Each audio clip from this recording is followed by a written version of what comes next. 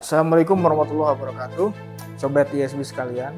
Beberapa hari yang lalu kita sudah mendapatkan berita bahwa Mahkamah Konstitusi Republik Indonesia telah menjatuhkan putusan atas pengujian undang-undang tentang sistem pendidikan nasional, ya, terutama di pasal 34 ayat 2, di mana para pemohon memohonkan untuk menguji pasal tersebut karena dianggap bertentangan dengan konstitusi.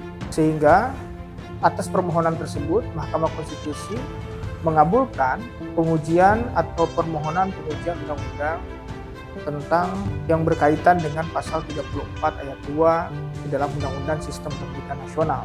Di mana pada intinya putusan tersebut, amar putusan Mahkamah Konstitusi tersebut menyatakan bahwa pasal tersebut menjadi inkonstitusional selama tidak dimaknai bahwa pendidikan dasar itu harus dilaksanakan tanpa harus memungut biaya, gitu ya. Amar putusan Mahkamah Konstitusi tersebut menyatakan bahwa penyelenggaraan pendidikan dasar, baik itu yang diselenggarakan oleh pemerintah maupun masyarakat, itu tidak dipungut biaya. Artinya negara harus menjamin pelaksanaannya tanpa harus memungut biaya untuk masyarakat.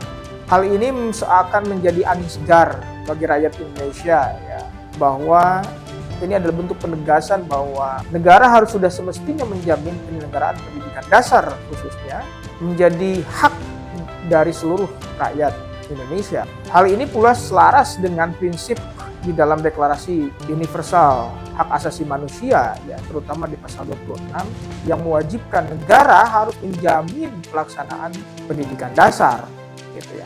Meskipun pemaknaan terkait dengan pendidikan dasar ini ada peraturan perundang-undangan, gitu. Pendidikan dasar itu setidaknya adalah SD ataupun sederajat, SMP ataupun sederajat. Oleh sebab itu, maka dengan adanya putusan MK ini, jaminan konstitusional bagi seluruh rakyat Indonesia agar seluruh rakyat Indonesia mengakses pendidikan dasar. Tidak ada lagi anak yang kemudian putus sekolah, apalagi misalnya di tingkat SD maupun SMP atas alasan biaya.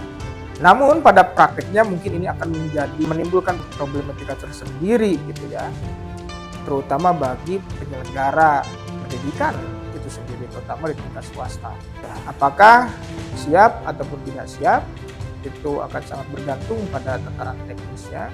Namun norma hukum itu sudah mengikat dan final, yang mau tidak mau atau suka tidak suka ini harus dijalankan. Pada akhirnya semua stakeholder, baik itu pemerintah termasuk juga unsur pihak stakeholder penyelenggara pendidikan, sekolah, gitu ya, masyarakat, harus betul-betul bisa menjalankan amanah putusan MK ini, sehingga dengan demikian bisa betul-betul menghadirkan keadilan bagi seluruh rakyat Indonesia.